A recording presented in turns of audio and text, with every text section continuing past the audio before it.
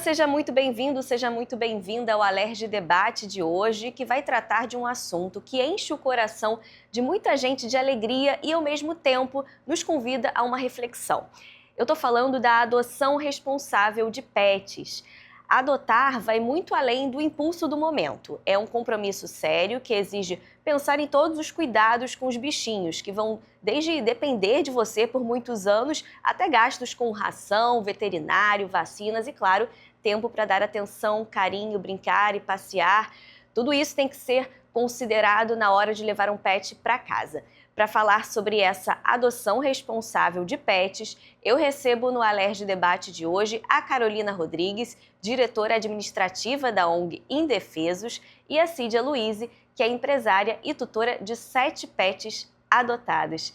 Meninas, muito obrigada pela presença de vocês, sejam muito bem-vindas ao Alerj Debate de hoje. Carol, vou começar com você, para você poder explicar para a gente sobre a ONG, né?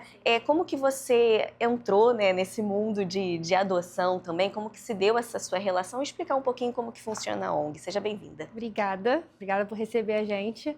Então, eu estou nesse meio desde criança, influenciada pelos meus pais, mais resgates esporádicos, uma coisa mais devagar, até que quando eu tinha 17 anos, eu, por coincidência, estava no Facebook e aí eu vi uma postagem de uma cachorrinha que tinha fugido e uma postagem de uma pessoa que tinha achado uma cachorrinha, e eu fui essa ponte e, por coincidência, essa cachorrinha, ela era da ONG e estava num lar temporário. Sim. E fugiu. E aí eu comecei a conversar com uma voluntária da ONG. Por que você não ajuda? Por que você não passa a ser voluntária? Aí eu falei assim, porque vocês são de outro bairro, é meio longe, na época eu tinha 17 anos, era menor de idade ainda, não tinha carro. Aí ela, não, mas vai um domingo, a gente faz campanha de adoção, vai lá. Entrei assim como voluntária de campanha de adoção, fui crescendo lá dentro, fui ajudando, fui me comovendo. Sim. E hoje estou 13 anos na ONG, estou como diretora. Então, assim, comecei bem devagar e hoje tenho uma boa parte. E desde quando você entrou aí, quantos bichinhos já estão com você? Meus, eu tenho 8. 8, atualmente. Gente, 8 bichinhos. 5 cachorros e 3 gatos. E a gente está o quê? Com cerca de 300, né? Quase chegando no abrigo. No abrigo da ONG. No abrigo da ONG. E como que é, Carol, chegar nesses bichinhos? Como que esses bichinhos chegam até a ONG? Como que é esse processo? Porque a gente sabe que tem muito bichinho abandonado, muito bichinho na rua. A gente está falando de bichinho, né? Mas quando a gente fala de pets, a gente está falando de cães, gatos, e tem outros animais também, mas falando mais de cachorrinho e gato, né? Como que é esse processo, a comunicação de vocês, né, com esse cenário? A gente recebe os pedidos através das nossas redes sociais, e-mail, telefone. Só que pela quantidade de animais que a gente já tem atualmente, nossos gastos, a gente infelizmente não consegue dar conta da quantidade de pedidos que a gente recebe. Então a gente acaba tendo que escolher, infelizmente, assim, a gente acaba pegando os casos mais graves, né? Sim. Animais que estão precisando, estão com risco de vida, casos de maus tratos. A gente tende a ir para esses casos por urgência, né? Mas a gente recebe através dos nossos canais. Agora, você falou aí questão de maus tratos, né? Essa é uma realidade muito cruel que acredito que vocês se deparem aí com mais frequência, né? Que estão aí nesse meio. Queria que você falasse sobre isso. O que vocês encontram, né? Porque quando a gente vê imagens, né, que às vezes saem em notícias, é bem comovente. A gente encontra casos assim de tudo que é tipo. A gente até fala que a gente fica um pouco calejado, né, quando a gente vê essas situações. Mas assim, a maldade a gente vê diariamente trabalhando com isso. Até hoje, assim, por mais que a gente esteja calejado ainda, é surpreendente o quão as coisas acontecem com esses animais. E aí a gente tem que escolher casos. Normalmente de maus tratos a gente recebe, né? Porque a gente entende que é um caso de urgência, a gente acaba indo e resgatando. E animais nas ruas, assim, é o dia inteiro. A gente recebe, a gente vê, e aí tem que escolher também. Assim, é a pior parte pra gente, né? Ter que escolher quem a gente vai salvar. Agora, a gente está falando aí dos cenários, das condições dos bichinhos, mas aí entra a parte das adoções, né? Que a gente está falando aqui de uma adoção responsável, que exige aí uma consciência, uma reflexão de levar esse bichinho para casa, né? ter condições de fato de cuidar dele. Cid, eu vou perguntar para você, são 7 pets que você tem, né, adotados. Mas antes eu queria que você falasse também da sua relação com a ONG, né, como é que você chegou nesse espaço. Obrigada também, mais uma vez, pelo espaço, né, para a gente, para falar aqui não só como tutor, mas especialmente como voluntário da ONG. Meu trabalho como voluntária começou a partir da adoção, né? Eu tinha já cães antes e os gatos, e a gente chegou no momento que eu realmente sentia muita falta de ter cachorro, apesar de meu marido e minha filha serem super gateiros, assim, apaixonados por gatos, eu sentia muita falta, e daí eu procurei a ONG nesse intuito de adotar, né? Eu coloquei em mente que ou eu ia em busca de algum cão para adotar, ou se aparecesse pelo meu caminho, seria esse o sinal de com quem eu iria dividir, né, a minha vida. Daí eu fui em um dos eventos da ONG, uma campanha, e fui já até com uma cachorrinha sinalizada que eu queria adotar, mas ela estava passando por um tratamento ainda, e eu nunca vou me esquecer que e essa cachorra era pequenininha. Eu estava explicando até para a Carol por que a gente precisava que o cachorro fosse menorzinho, porque a gente viaja muito de carro e tudo, viagens longas. E aí eu entrei, a Rosana, que é a nossa presidente, segurou na minha mão e falou assim: ela é tão pequenininha, sabe? Olha quanto cachorro de porte médio implorando por uma chance. Entra! Vai que o cachorro que você está procurando está aí. E foi só me virar, sabe? Eu me virei e a Catena, que foi resgatada como cocada, colocou as patas e cravou assim, como um abraço mesmo. Né? E não largou. E daí o meu marido veio do lado, ela fez a mesma coisa, a minha filha que estava atrás e tinha 7 anos, agora está com 8. Mamãe, cadê a coleira? Falei, como assim coleira? A coleira que você trouxe, não avisaram para você trazer uma coleira? Falei, sim, filha. Então, mãe, você veio o caminho dizendo que a gente até podia ter a intenção de adotar um cachorro, mas que era o cachorro que escolhia a gente. Bota a coleira, é ela. E aí eu falei, mas a gente acabou de entrar, vamos olhar, a gente precisa ver os cães, às vezes é outro. Não, mamãe, ela já escolheu.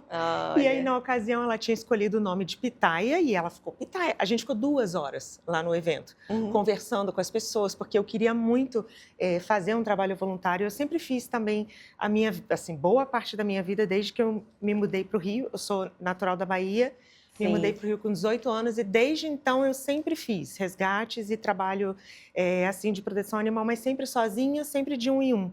O que é muito difícil, né?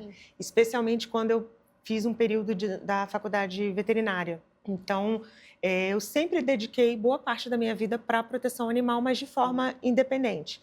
E eu queria muito poder ajudar a ONG, porque eu via acontecer um trabalho muito sério ali, né, naquele momento. E daí, com a adoção da Catena, eu consegui conversar com as meninas e esse contato foi extremamente importante, porque assim, todo o trabalho realizado pela ONG é voluntário e é muito difícil para a equipe de mídia dar conta de todo mundo que envia mensagem, né, pelas redes sociais, é muito difícil assim, e você fazendo parte você entende que de fato é extremamente difícil uma ONG que tem milhares de seguidores conseguir dar conta de todas as mensagens que enviam por ali. É muita. A demanda é muito grande, assim. E as pessoas, quando não estão dentro, assim, elas não têm noção da dimensão que é. É muito trabalho, né? Mas antes da gente continuar você contando a sua história, a gente tem uns vídeos, você falou agora da Catena, né? Os 2 primeiros vídeos, eu vou pedir para nossa produção passar, que a gente tem imagens aí da Catena. Conta pra gente sobre esse vídeo, então. Esse vídeo foi no momento do resgate. Essa é a Nath, uma voluntária também super especial, que faz um trabalho incrível na ONG. E isso foi lá na Ceasa. Onde a Catena foi encontrada. Onde a Catena foi encontrada. Antes de ser levada para o abrigo, né? Isso. O que despertou a atenção da Nath foi exatamente o estado geral dela, né, de sarna. Ela tinha sarna por todo o corpo. E também porque uma das pessoas lá na Ceasa pediu que fizesse o resgate dela, porque detalhou que ela apanhava muito da matilha da Ceasa, né, os cães. Olha. Existe também essa dificuldade, né, para os cães, de conseguirem se inserir ali. É um ponto onde existe comida, né, eles têm fonte de comida, tem fonte de água, tem gente, mas tem uma matilha ali. Então, ela apanhava bastante da matilha da Ceasa E graças Olha, a Deus... interessante. Muita gente não tem ideia disso, né? Não de bater, assim, mas de... Uma disputa, né? Não, assim, das pessoas tirar de perto, porque ela tinha problema sim, de pele. em relação ela às tinha... pessoas, sim. As pessoas também, enfim, acham que passa, não passa, aí meio que enxotavam ela, sabe, assim. Sim, sim. Então... Vamos ver esse segundo vídeo, então, Cid? Olha, aí ela já, depois do resgate, né? No aí carro. ela tava no carro já. Se a gente consegue ver, né? Ela é bem machucadinha, né? Bem machucadinha, ela tem sinal ali de sequela de cinomose também, ela tem um movimentozinho involuntário de cabeça e boca, então ela de fato é uma sobrevivente, né? É muito difícil um cão de rua conseguir sobreviver sozinho à cinomose. Ainda mais com uma sequela tão pequena, né? Exatamente, a sequela dela é muito pequenininha. E pós-adoção a gente começa a reconhecer os traços ali de abandono, de maus tratos, né? Pegar uma vassoura, pegar um rodo, Sim. um movimento muito brusco, os cães começam a demonstrar que de fato e aí eles sofriam maus a tratos. gente entra nessa questão da adoção que é muito importante, né? Desse acolhimento desse animalzinho, né? Porque como vocês estão falando, tem aí esses traumas, existem esses traumas. Então precisa, quando a gente está falando aqui de adoção responsável, é ser disponível para esses momentos, né? Ter essa sensibilidade de reconhecer. Quais as orientações e dicas aí que vocês podem dar, né, para quem tem a intenção de adotar, né, numa ONG, enfim, ou na rua, né, levar esse bichinho para casa? Qual é essa ideia que as pessoas precisam ter para acolher esse animalzinho? Pela experiência de vocês, né? Eu acho que as pessoas têm que botar na cabeça que o animal, ele é igual ao humano, ele não é perfeito. Não é porque você tem um amor pelo animal que ele vai ser perfeito. Ele não é. Ele tem os traumas deles, eles têm as restrições deles. Então, assim, você precisa saber e entender que a partir do momento que você adota, que você leva para dentro de casa, você vai ter uma adaptação, você vai ter que ensinar, você vai ter que corrigir, você vai ter que fazer o animal não vai chegar pronto. Uma educação mesmo, Como né? uma criança, sabe? Ela vai nascer, ela vai ter que ser educada, ela vai ter ensinada. O animal, o cachorro, o gato, é a mesma coisa. Ele não vem pronto. Pelo contrário, ele vem com traumas, ele vem com questões que precisam ser analisadas, entendidas e ensinadas, sabe? E aí é por isso que a gente pede, e a gente explica, a gente fala, né?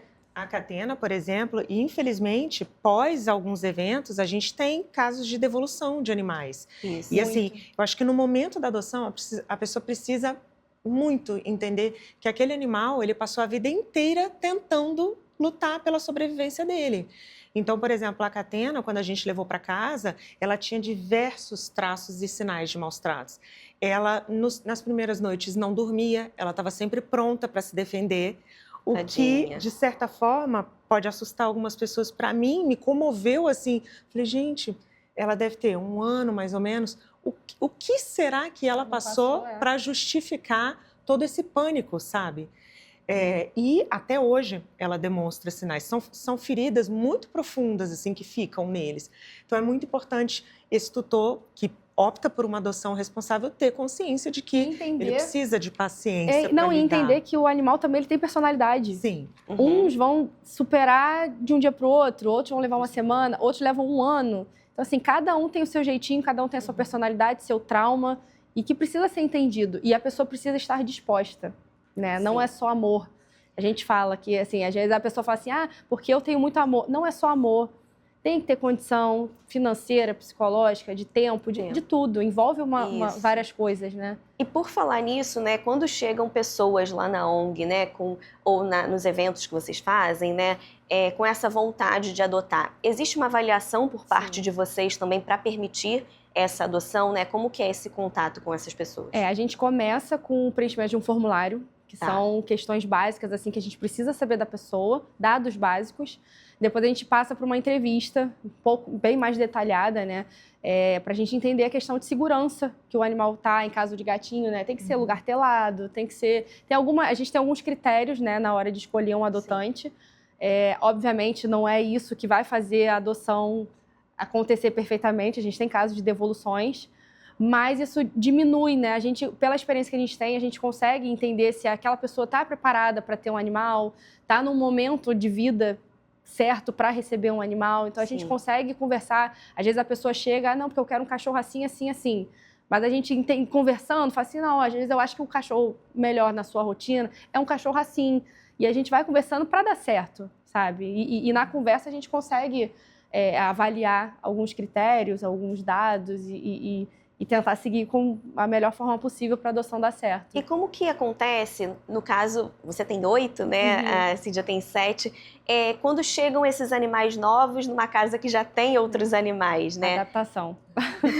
Como que é esse desafio, É uma adaptação, tempo e paciência. Exatamente. Algumas coisas funcionam bem, É né? isso. E outras nem tanto. E daí, em algumas situações, a gente pode precisar de ajuda, Sim. né? De um adestrador, enfim, de uma pessoa que faça esse intermédio, né? Entre um animal e outro.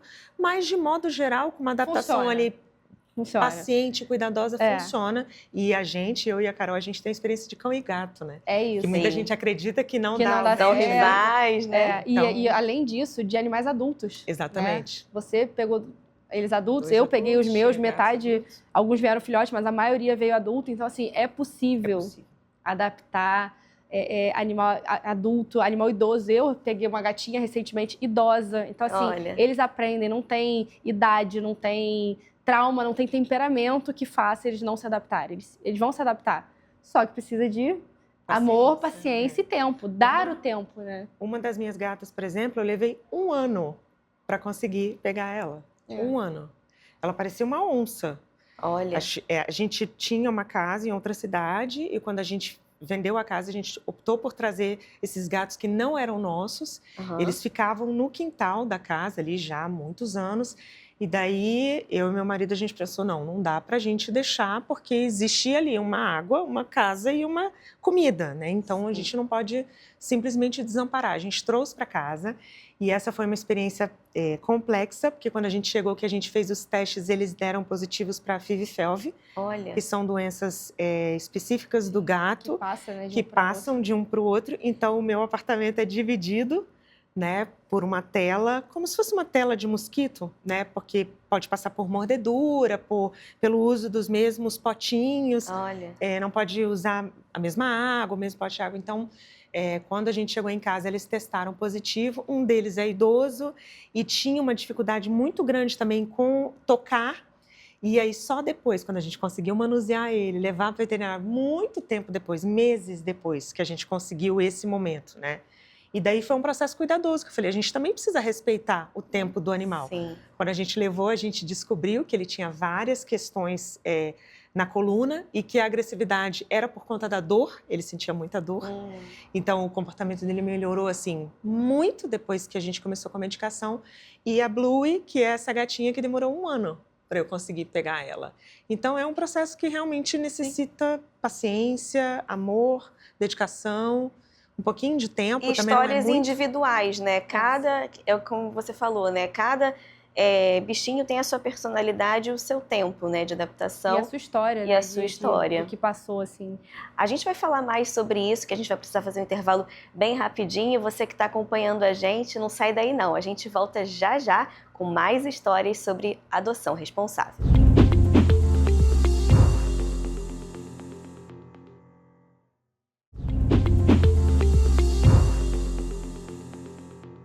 Estamos de volta com o Alerj Debate, que hoje fala de um assunto que enche o coração de muita gente de alegria e amor, mas que exige também muita responsabilidade. Estamos falando da adoção de pets. E quem está aqui comigo para falar sobre essa adoção de forma responsável é a Carolina Rodrigues, diretora administrativa da ONG Indefesos, e a Cídia Luize, que é empresária e tutora de 7 pets adotadas.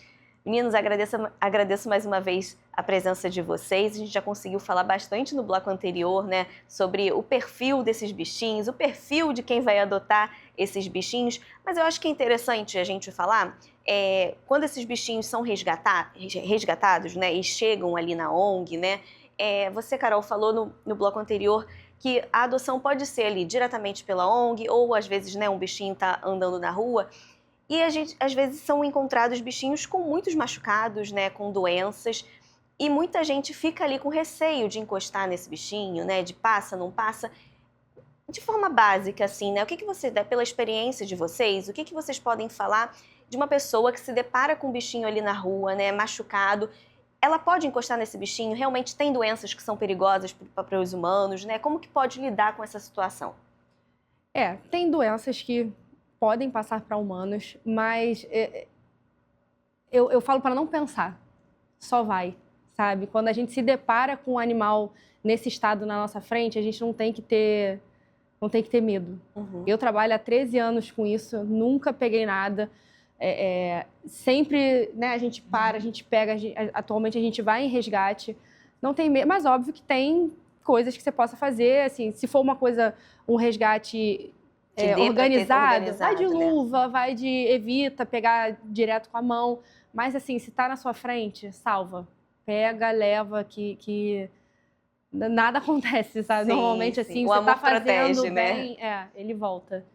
E na maioria das vezes eles são invisíveis. A maioria das pessoas passa e segue a vida. E quanto o pior que eles estão, mais invisível parece que eles ficam, assim. Exatamente. Mais as pessoas tiram da frente, mais as pessoas fingem que não vê. A gente entende, é igual as pessoas falam assim, eu não aguento ver. Eu entendo, mas precisa ser mostrado, porque essa é a realidade de muitos animais que estão nas ruas.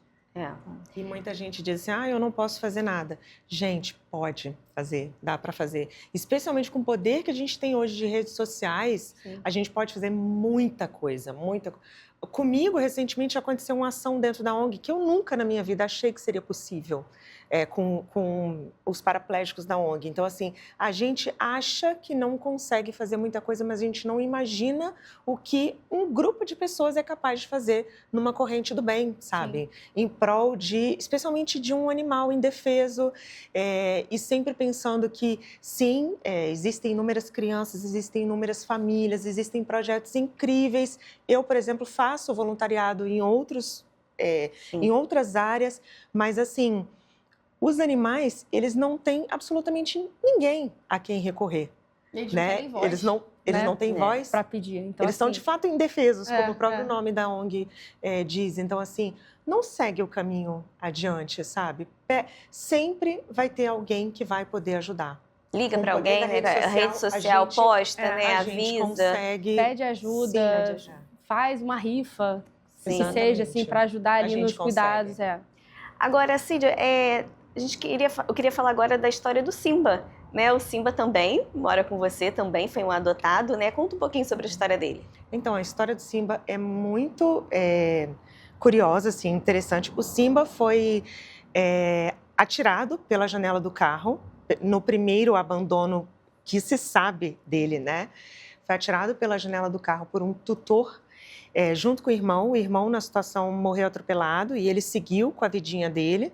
Depois ele foi acolhido por 2 pessoas de coração gigante, um deles faleceu recentemente e a família tirou todos os cães da casa, foi um resgate grande da ONG, de vários animais, e o Simba ele ficava entre a casa desse senhorzinho e de uma outra senhora que até hoje acompanha o trabalho da ONG, e foi... Em seguida, primeiro foram resgatados esses animais, depois ele era um pouquinho mais arisco, mais difícil, foi levado pela ONG, foi cuidado, foi castrado e em seguida ele foi adotado, né? Era um lar temporário com grande chance de adoção e no primeiro passeio dele ele acabou fugindo. Ele estava usando uma coleira de peitoral e aí resistiu um pouco para entrar no prédio e aí quando puxou ele acabou se soltando da coleira e foi um processo de 20 dias de busca pelo Simba, pela zona sul do Rio de Janeiro. Ele fugiu vários bairros. Ele mudava de bairro, assim. Ele fugiu na São Clemente, em Botafogo, passou pela Lagoa, ficou alguns dias no Parque da Catacumba, foi para Copacabana e pelo túnel do São João Batista ele voltou para Botafogo. Meu Deus, o Simba rodou. E foi parar na rua onde os meus sogros moram. Olha. Por coincidência. Vamos ver? A gente tem imagem, olha, gente. Isso era gente de madrugada, nas madrugadas. Olha o Simba passando ali, gente, durante essa fuga. E curioso que várias pessoas me perguntavam assim, gente, mas o Simba de quem é? Gente, o Simba era a responsabilidade da ONG. E é uma das coisas mais especiais de fazer parte desse trabalho voluntário. A ONG não solta a pata de nenhum deles. Não desiste. importa quanto tempo As pessoas leve. falavam assim, já tem 20 dias, 15 dias, né? 20 ele já dias, morreu, ele já morreu, alguém já deixa. pegou. E eu acredito que vocês divulgaram em rede social, Todo né? dia. E as pessoas falavam, não, eu vi passando por aqui, Falava. comunicavam. E aí Só vocês que- iam tentando seguir ali. Só que ele, por incrível que pareça, assim, a gente não tinha tantas notícias dele. A gente não... O que acontecia? Ele, com muito medo, quando ele descobriu o Parque da Catacumba, na Lagoa, ele entrou e se escondia no mato. Ai, Então, as aparições dele eram poucas. Era mais de noite, E né? O noturnas, pessoal do posto que via era noturno. Ele só saía. Você vê que até na imagem tá de noite, quando ele não noite. tinha ninguém. E aí ele saía. Então, assim, as notícias que a gente tinha dele eram muito poucas, assim, ajudaram muito, mas dificultava, né? Sim. E também o medo de, por não ter notícia, de ter acontecido alguma coisa. lá. Mais uma vez, E daí, a gente tem o que a imagem aconteceu? do Simba. Foi que quando a gente conseguiu mapear a chegada dele nesse ponto, a ONG acabou optando por segurar a informação da localização onde ele estava, porque é uma rua residencial, e era um ponto seguro para o Simba, né? Tem uma subida, só uma entrada e uma saída nessa rua. A gente tinha acesso às câmeras de vários moradores que ajudaram, então foi um trabalho conjunto. Alguns moradores iam colocando pontos de alimentação para ele poder ter o que comer, né? Ele estava numa mata com cobra, com animais. Um dos dias, inclusive, teve um registro dos meninos nas Garras da Lei, de um tamanduá mirim nessa mata, que é raro nessa região. Então, a gente foi mapeando cuidadosamente ao longo de 10 dias. E foi pedindo, né, para as pessoas não tentarem. Não tentarem. Porque a gente sempre pede, assim, se vê, segura, liga pra gente que a gente vai. Só que o caso do Simba era o oposto. Se você chegasse perto, ele ia para mais longe. Então, a gente tinha que segurar ele, assim, visualmente, mas sem tentar pegar.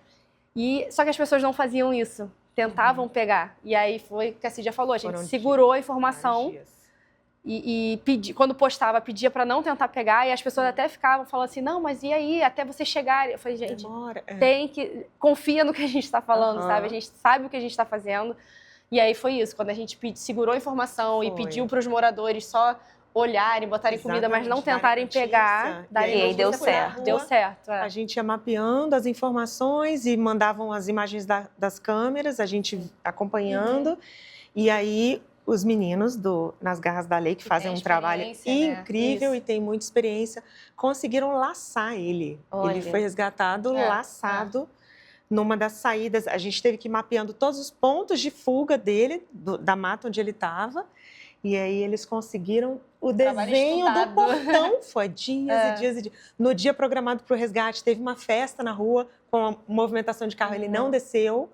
Então, no dia seguinte foi campanha da ONG. A gente não conseguiu ir. E aí, no dia seguinte, a gente teve um dia de campanha incrível, maravilhoso. Foi até um dia que quase todos os gatos foram adotados. E finalizamos no dia seguinte com chave de ouro com o resgate dele. Gente, uma história digna de filme mesmo, né? Ele foi. Um detetive, todo um trabalho. Não, e é bacana. Olha aí, gente, o Simba depois. Isso foi depois do resgate, então, né? Ele ficou 20 dias, né, na rua, se alimentando mal, não bebendo água, não. Então ele estava bem debilitado, né? Estava bem debilitado, estava desnutrido, desidratado, tinha uma gastrite severa. Bem severa. Ele ficou internado alguns dias. Ficou internado, foi. Quando ele recebeu alta, ele ia ser encaminhado direto para o centro de treinamento para ter condições de ir para adoção. Já tinham várias fichas de intenção para adoção dele, né? Então a ONG estava feliz com essa possibilidade, né? No meio do caminho, alguns cães foram resgatados, porque sempre acontece em busca de um. A gente pegou acho que uns 2, né? Foram. 2 ou 3, que as pessoas ligavam e falavam assim, eu vi o Simba. Aí quando a gente chegava lá, não era o Simba. Mas aí a gente foi até o local. Eu falei assim, não é o Simba e vou embora? Não. Aí a gente pegava, então a gente teve uns 3 Simbas. Foi. 3 primos do Simba. Até achar o Simba. E aí o Simba foi para sua casa? Foi. Não era para ter acontecido assim. Eu já caí nesse golpe de lar temporário outras vezes, que é o único golpe incrível que existe nessa vida, é o golpe do lar temporário. a gente foi para fazer uma visita. Nesse dia, pela manhã, a gente tinha feito um projeto muito especial que é feito pela ONG para escolas, um projeto educativo de conscientização que é realizado dentro de escolas. E tinha sido feito na escola onde a minha filha estuda. E as meninas me convidaram, vamos ver o Simba, você participou, vai lá para você se despedir dele, ele vai ser adotado logo.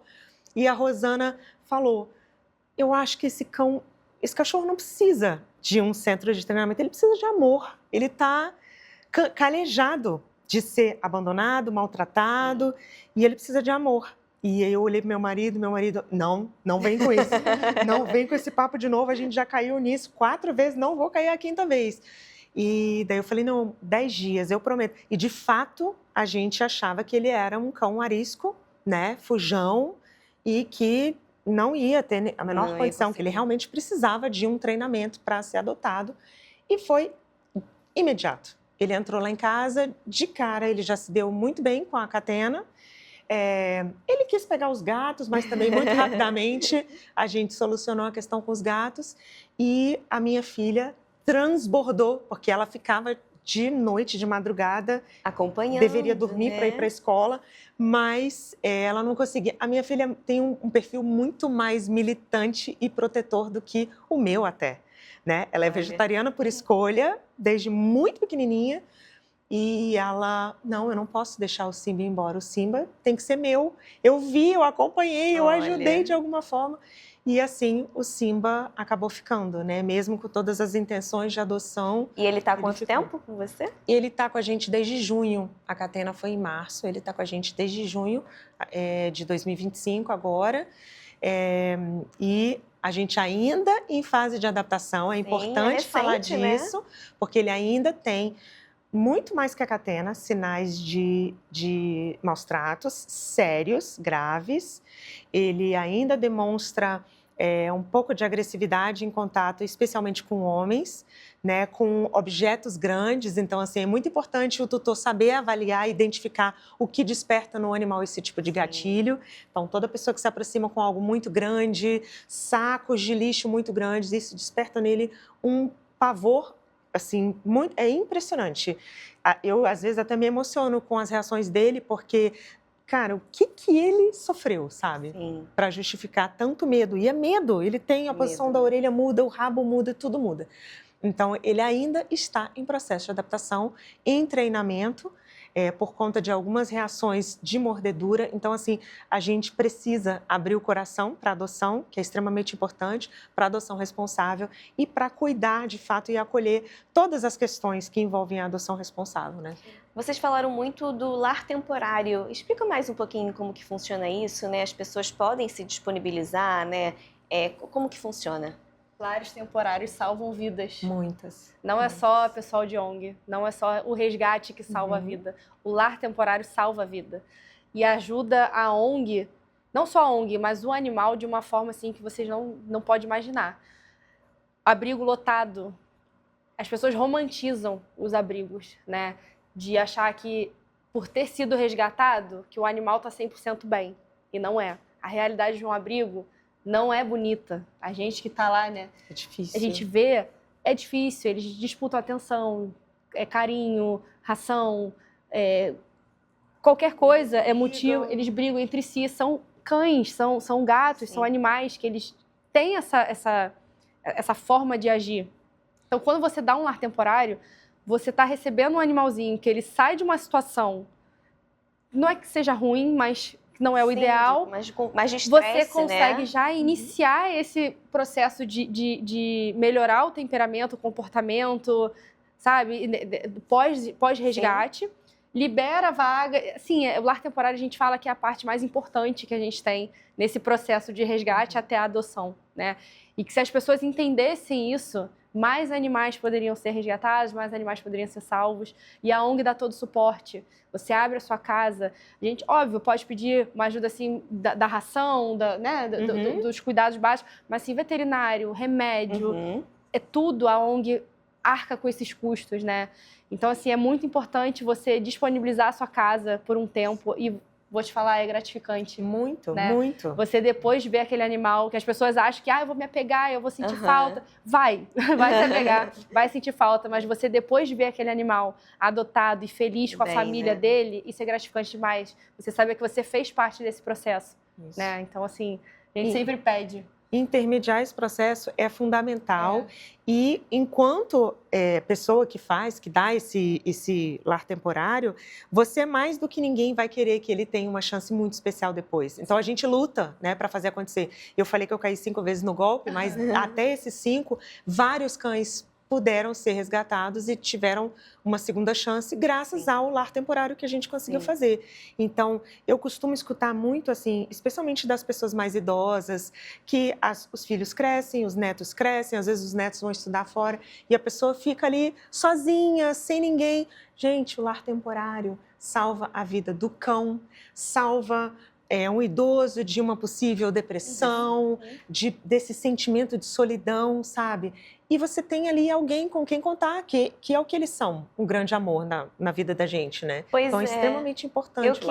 Eu queria para a gente encerrar aqui o nosso programa, que a gente está chegando no fim, falar dessa consequência da adoção, né, para a vida das pessoas. A gente falou muito aqui para a vida desses bichinhos, obviamente, né, que aí ganhar esse cuidado, ter essa atenção, todo esse cuidado, mas para o indivíduo, né, para a pessoa que recebe esse bichinho, pela experiência de vocês, né, muitas histórias passaram por vocês já, até as histórias pessoais mesmo, né, com os bichinhos dentro de casa. O que vocês podem dizer de recompensa em ter um bichinho adotado? É o melhor remédio para tudo. Melhor remédio para tudo. Para tudo.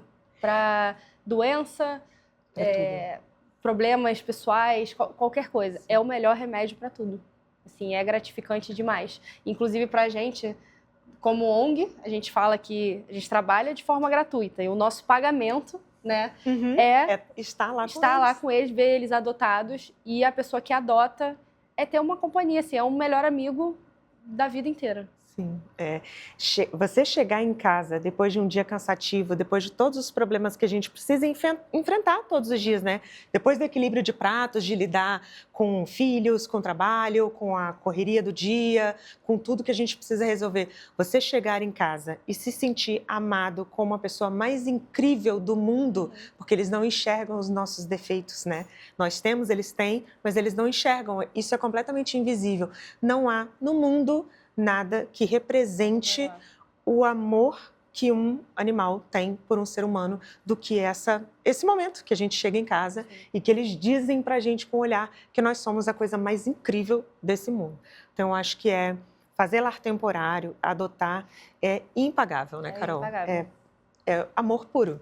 É isso, né, gente? Só quem tem sabe, né, a recompensa de ter esses bichinhos em casa. Eu queria agradecer demais a presença de vocês. Foi muito importante o que vocês falaram, que quem assiste esse programa, né, tenha essa consciência, tenha essa vontade de adotar, de fazer o bem por um animalzinho. Muito importante o recado que vocês deram do resgate, né, formas de resgate também. E, claro, quem precisar de ajuda, entrar em contato, né, com vocês, as redes sociais, né, de vocês. Redes sociais, nosso Instagram, através do e-mail. A gente está sempre de olho. É uma união de forças, né? E é importante falar que não só a adoção e o lar temporário são importantes para a ONG continuar trabalhando, mas existem diversas ações para quem não pode adotar, né?